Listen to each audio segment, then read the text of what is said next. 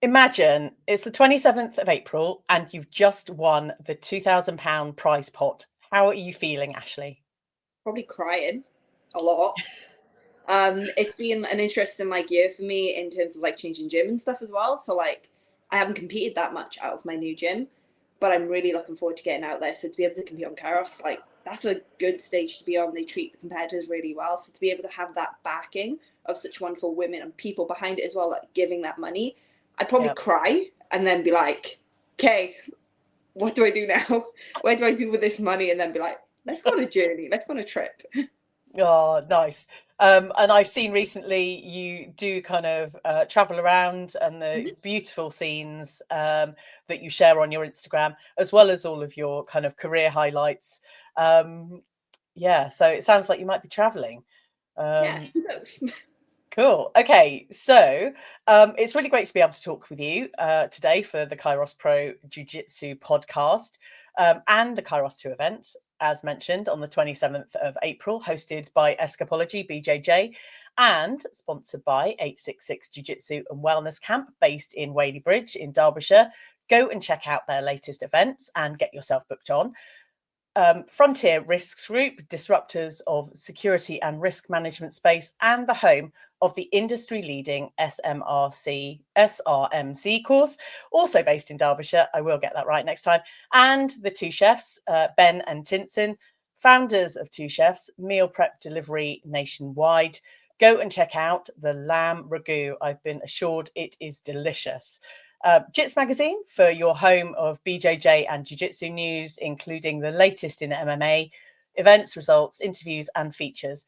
And me, Jiu Jitsu Lou, podcast host, Lou Temlett, your host of this show, aiming to get more people listening and watching to great Jiu Jitsu podcasts. Go and check us out. Links are in the show notes. So, Ashley, thank you for bearing with me. Talk to me about your 23 years of training Brazilian Jiu Jitsu. Yeah, so I started when I was 5 years old. When I actually got put in the sport, it wasn't meant for me. I have an older brother who is dyslexic and dyspraxic. So my parents are very much like, if we put him into jiu-jitsu, then it'll give him something to do. It should be able to help him a little bit more with that and the coordination of things. So I kind of went along, and my coach, who at the time, I was trained under Chris Reese in Swansea for 22 years and recently left last year, but still have a good relationship with him. I went in, my brother went on the mat, I got looked at, and he was like, just leave her have a go. Because at the time, he didn't actually run classes that young. And he went, chuck her on, let's see how it goes. And from there, I didn't look back. I took to it like a duck to water and just enjoyed every second of it. Obviously, it's been ups and downs along the way, but having the support the people I did allowed me from day one, literally day one, allowed me to thrive in the sport. That is amazing. And being invited to train on the mats when there weren't classes necessarily. Do you remember any of that experience? I actually remember briefly my first class slightly, just kind of going into the room and then him just yeah, check her on, see how it goes. Because he hadn't, I think it was either we think it was just before my 5th birthday that so I think I had to be 5 or 6 or something like that to jump on. Nobody remembers at all. So I got chucked on, and I just remember being the movements were just second nature to me because I was a very active kid. I loved forward rolls. I loved being quite just forward rolls, back rolls. I liked really being gymnastic style of things. Yeah. So for me, a movement in jiu-jitsu was just yeah, I can put my foot there. I can move my head there. Foot and head touch. Yeah, cool. That's no problem to me. And I think that really helped me and allowed me to do it. And I just remember along the way through my youth, brief kind of moments of it. I remember sometimes not even doing jiu-jitsu, but just being in the room and enjoying being in the environment and on the mats. Because my dad's a black belt as well, so he trained. So I remember him being on the mats with me and just little things like that, because obviously a 5-year-old, half the time I was playing with my dolls at the side of the mat before going on the mats. I didn't care. You think of 5-year-olds now, a lot of them are quite yes, I must do jiu-jitsu. Me at 5 years old, I was can I just play with my dolls, do some jiu-jitsu, go back and play with my dolls? I didn't care. I was just all about enjoying it, and I was very lucky that my coach was very much into making sure I enjoyed it. And it wasn't about me competitively at a young age. If I competed, wicked. If I didn't compete, who cared? I got to thrive and I got to enjoy it. And like you said, I enjoy I remember little random parts, but not like big chunks of time, because I just knew I was doing what I was doing. I enjoyed. That is amazing. Now, 23 years is just incredible, Ashley. But to be able to still train and compete as much as you do in the sport is just also incredible. I will ask you about Kairos One in a moment, but I want to kind of talk about the lack of fear you seem to have had with being able to do some of the gymnastic moves, kind of moving your body in certain ways that if we enter jiu-jitsu as a sport in kind of later years, maybe even teenage and beyond, we've already learned some of those fears with our body. But you've kind of overcome all of those and they weren't even a thing for you. Do you think that's, good practice for anyone coming into the sport? I think, like, especially through coaching, I've seen like the difference in age groups. I've taught kids as young as 3 right the way through to 60-odd-year-old adults. And I see the kids, I always say they haven't been broken by society. They haven't been told what they can and cannot do. So to them, a forward roll, they have no fear. I watch 3-year-olds or 4-year-olds double leg with their arms straight out running at someone's leg. You never see an adult doing that, because an adult understands that, like, there's a sprawl coming in, you're going to face plant. Yeah. And I think for me growing up, I learned to understand a lot about my body, but I also trust in my own body as well. And I think a lot of adults unfortunately lose that, because a lot of people tell you what you can, can't do, how you can, can't be. Yeah. Like, you always, obviously people get niggling injuries as well, or the amount of times I hear people coming in going, oh, I'm not fit enough to try this sport. Or I'm not flexible enough. And I'm like, if you try it, trust me, you will. I think trying it is the best thing, because you're going to shock yourself. Yeah. And you watch people. At my old gym, when I was at CRA, so at Chris Freed's Academy, I remember teaching. I had a women's group. It came in as beginners. And I remember watching them day one being like, I can't do that. I can't do that. And then I remember gradually, week on week, they'd high five each other and have mini celebrations when they did it. And I'd be sitting there like, see, I told you. And I think it's just that, like, confidence. But you've also got to have the correct reassurance around you. Like, if you're in a good team, you have people being able to be like those girls were high-fiving each other, cheering. I hear them shouting across the room like, I can do it now. And the other girl's like, good job, that's awesome. And they're like, why can't I do it yet? But it was just like, I think that thriving nature and like that understanding my body is phenomenal. But obviously that comes from being young and knowing that when I was growing up, I could do it. And it didn't hurt me. It's just knowing and trusting in who, like, what my body does and who I am. And I think that's something really important to pass on to your students as well. Yeah. What advice would you give to anyone that might have a fear? How can we overcome some of that fear of doing forward rolls, or, like you say, putting both arms out and going for a double leg takedown? What can we kind of learn from you, Ashley? I think, like, it's more about just trust. But I think it's in understanding that your body does a lot more than you believe. And having a fear of how you're gonna, like, I understand the fear of getting hurt. When I wrestle now, I've adjusted my wrestling to ensure that I keep my safety. Yeah. And I think it's a kind of that as well, is ensuring that I trust myself, but I also know there's a limitation when I'm training with, like, big guys or doing a forward roll. It's like, what is the worst that can happen? If I have fear, I could actually hurt myself. If I just think, screw it, what will happen? And I tuck my head, nothing bad's going to happen. You might wind yourself, but you can wind yourself walking across the mat and falling over. Like, that type of thing happens, and you see people get injured by being hesitant rather than committing to it. And it's just trust and commit. Amazing. Now, you mentioned all the women high-fiving and that kind of female support. How important has that been in your journey, Ashley? Phenomenal. For me, I grew up in a time, obviously, jiu-jitsu wasn't known very well. So I'd have a handful of girls in my first, let's say, 10, 15 years of my career. I remember like 4 main girls I had coming through and that was it. For about 10 years, there'd be girls in and out, wouldn't be many on the mat.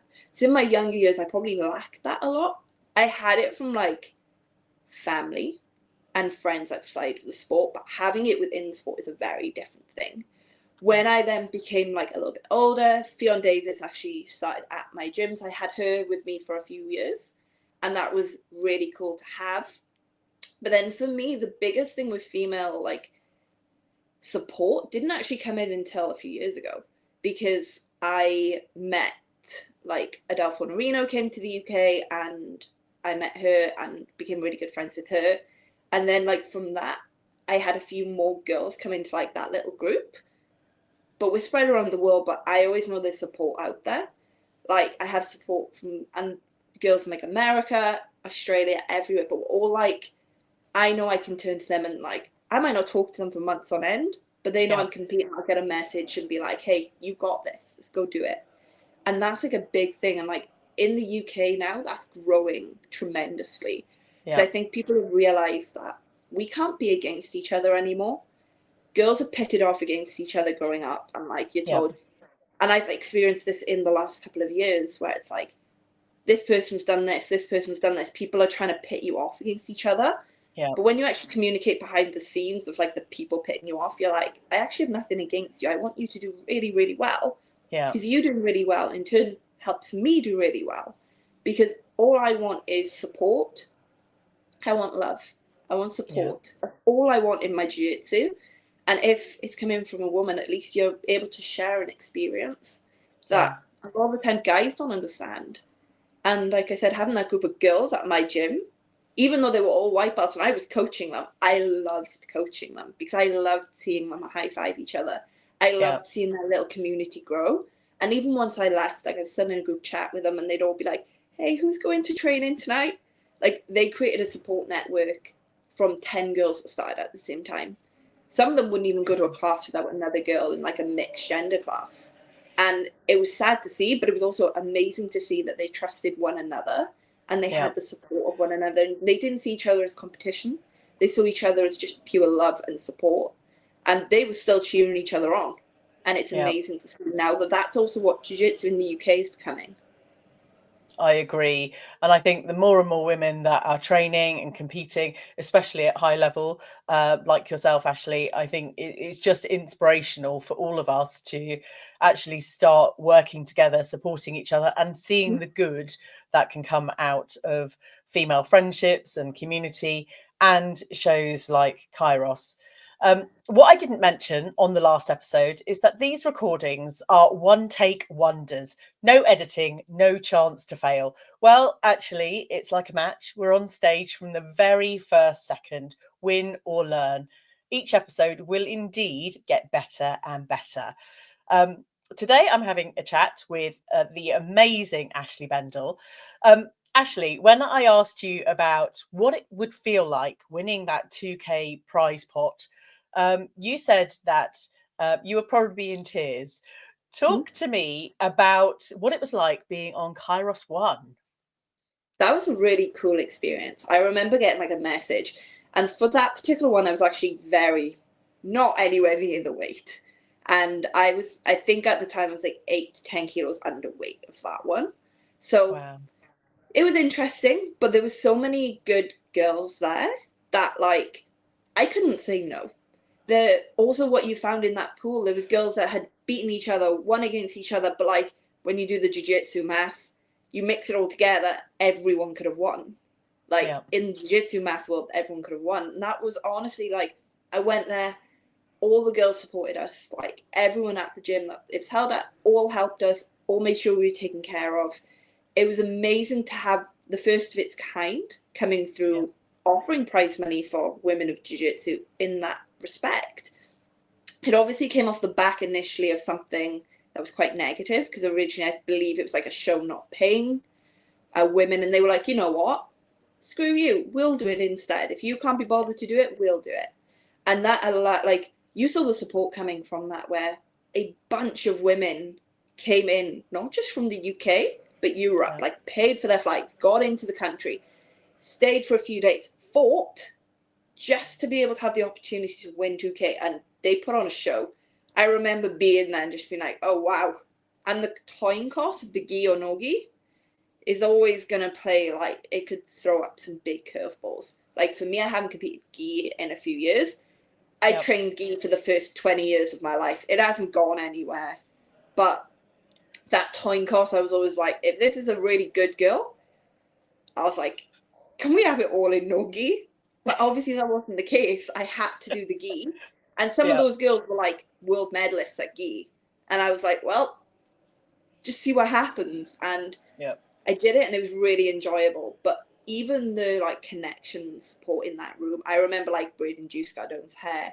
Everyone was just like throwing banter around at each other, but in a really friendly way. And then like when people were fighting, the finals, everyone's shouting at each other, cheering each other on. And that's something that you don't often see, especially in male jiu-jitsu, I find. Male jiu-jitsu is very much like one-up each other, whereas I feel female jiu-jitsu is like, well, if I'm not there, I'll support you. I don't care. And I've experienced that so many times, not just at Kairos, but it was amazing to see there. Yeah, I think it's incredibly supportive, and maybe in the UK we're a bit more reserved about shouting out and kind of encouraging, especially in some of the bigger venues. But actually having that practice, you know, shouting out for the competitors, encouraging them. How does it feel? Is it encouraging? Is it off-putting? What position are you in when you're on the mats competing and people are kind of shouting words of encouragement? Does it help you? I'm a really weird one because I'm able to zone out a lot. There are points though where I actually remember there's two that stand out to me. Like when I fought Sofia Casala at Enyo for the first time I won the belt. I remember, I don't even know who it was. I cannot remember. I can't figure out whose voice it was. But it was one of the UK girls. I could just hear in the background her shouting, "Let's go, Ashley, like go, go." And in my head I was like, oh, that's really sweet. Like, I really like that. But then I obviously had to keep my brain in check at the same time in the match. But I remember, like, that stuck with me, like, 3 years down the line. That says a lot. And then ADCC trials. Unfortunately, I faced a lot of the British girls in, like, the first 2 rounds. Don't ask me why that happens. It's happened twice. Well, 3 times now I've either fought, like, an Irish or British girl really early on. But I remember, like, I fought Fiona Middleton. And Fee Middleton, like, I beat her. But straight after, she was like, it was an honor to fight, you know, let's go get there. Let's go win ADCC trials. And I remember the girls being matside, still shouting at me as I went on. And, like, got to the final, and they're still there cheering me on. And that's, like, a heartwarming moment to be like, okay, I might not have a room full of support, but I have the support of girls that I compete against. And I think that says a lot, not just, it says a lot about like the competition scene in the UK and the girls as well. So many of them are willing to support you. And it's honestly heartwarming at the same time. It's a bit hard when you're obviously in the match to be like, yeah, this is amazing. But like after I'm always like, this is really like sweet and really nice. And something I hope I can do back to them at points because I want them to thrive too. Yeah. So if you're at ringside supporting, shout and cheer for Ashley and all the other female competitors. It sounds like it might just kind of give an edge, although being mindful of mindset. And I think that's the balance, that we might be fearful and we might have learned the fear around not speaking up. And I think it's so important to support wholeheartedly. If you're thinking it, then go and do it. You know, because you might want to kind of shout out and support. And those that are brave, I feel very successful, not just in life, but in general. Yeah. Like, I think speaking up, the more that you do in any aspect of life, whether it's cheering someone on or speaking up about something, the more you do it, the less you realize the repercussions come. Like, absolutely. They might come, but you're going to think, screw it. Yeah. A bit like starting Brazilian Jiu Jitsu as a 5-year-old, Ashley. We've got Yep. to let all those fears of society disappear and just be who we truly are. Yep. And for me, it's about a mindset of you live in love, like you mentioned, or you live in fear. And actually, we can choose that kind of love and support to make everything more positive. I think so many people live in fear, but Yeah, when you live in love, you understand that you win, you lose, nobody really cares. The only person that cares is you.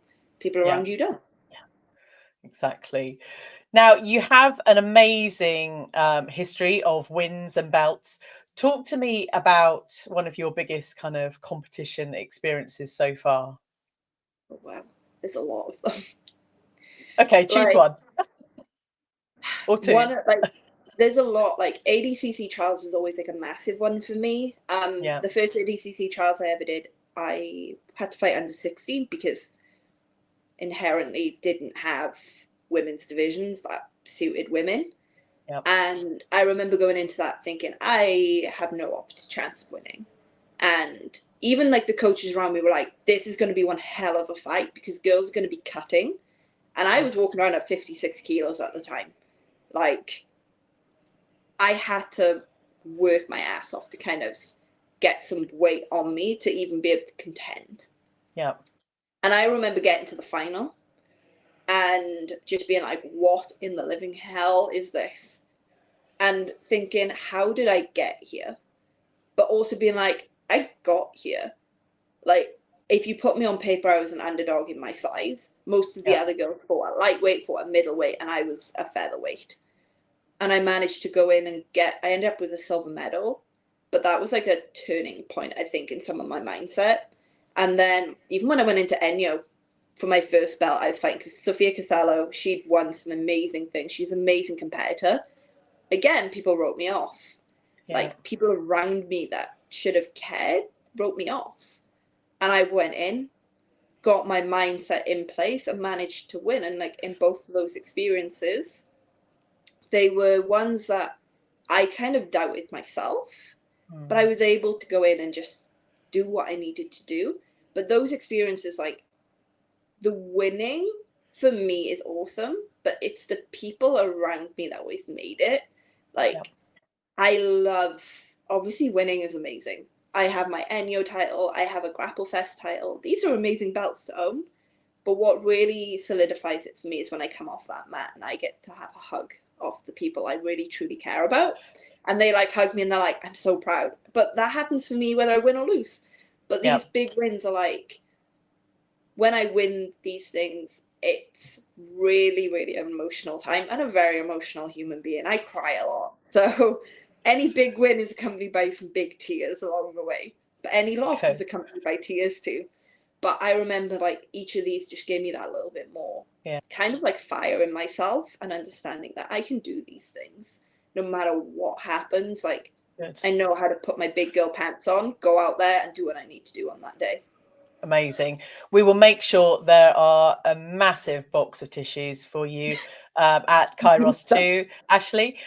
How important do you think it is for Kairos Pro Jiu Jitsu to have events for under 55 kilos with a prize pot?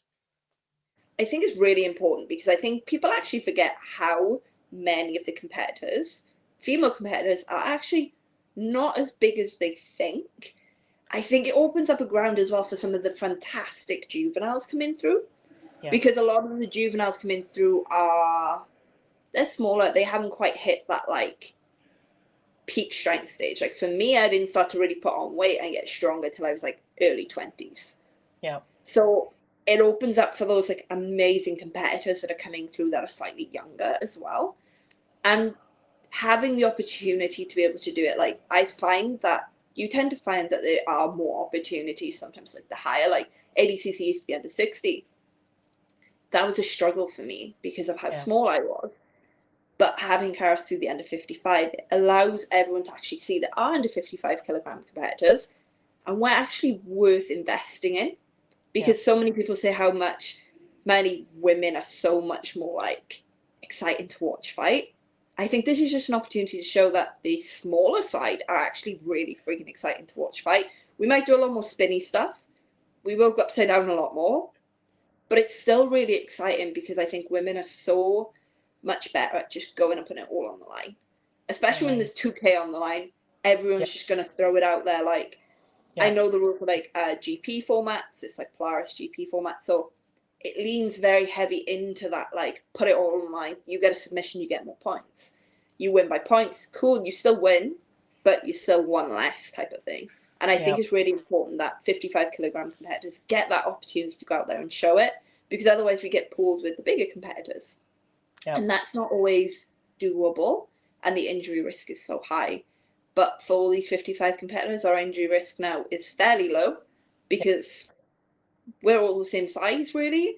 And we get to go and compete and enjoy ourselves in one of the few shows that do under 55, even one of the few competitions that do under 55. And with the day before weigh-in, it actually allows competitors, if they cut to 55, to make it safely, not try and like chop a leg off and try and make it. Amazing. Now, who do you want to be matched with at Kairos 2? I have no control over this because it sounds like it's a free-for-all, but who would you most like to be matched against? I actually don't know who's in there. So I have no idea. Because like I've tried to think of like what girls are all to bring in, and I'm like, I have no idea. So I'm just one of those people that's like, I'll find out probably a week before as like the people get released. And I'll be like, oh, that'd be a really cool match to have. Yep. I'm lucky that I fought a lot of the girls at 55 because there's not many of us. There's very few of us, to say the least. But there might be more than you realise, Ashley. Yeah. There's like not many of us, but it's also like you'll find like some of the light featherweights will do 55, which I haven't fought light feather since I was like 18 years old because that got too painful for me to make. Yeah. But those girls are going to move in a fantastic way, as are like the featherweights. Anyone at 55 moves in a phenomenal way. Yeah. And it's going to be really interesting to see like all that style mash up. But you'll even find like the different style within that under 55 division. So I'm just happy to be able to fight girls that are my weight, that are actually like, I'm going to go out and know I'm going to get a fight. Yeah. Other than like, rather than fighting, like if I want to train with people at 55 kilos, I tend to end up training with children, which is great, but they haven't got the same strength. Yeah. So it's going to be really cool to go out there and just fight women who just want to throw down that day. Amazing. I think it's an incredible opportunity, and I wish you all the luck and, you know, all the strength, whatever it takes to go and do your thing at Kairos 2. Ashley, how can people follow your journey if they are not already? Just social media. So I have my Instagram, which is just Ashley Bendle. I try to post frequently on there as much as I can, like, and just try to keep people updated. And like, obviously I shout out all my sponsors and stuff on there. So it's always got access to keeping up with me. People can message me on there. I'm not the best at replying to messages from people I don't necessarily know because I get scared of the message request folder. But it's always like anyone wants anything through there, seminars and stuff. It's just all my social media. Amazing. Again, thank you so much, Ashley. I look forward to seeing you at Kairos 2. Thanks. I hope you enjoyed this episode. Tell your friends about this show, maybe even drop it a rating and a review. Thanks again for listening. Catch you on the next episode of the Kairos Pro Jiu Jitsu podcast.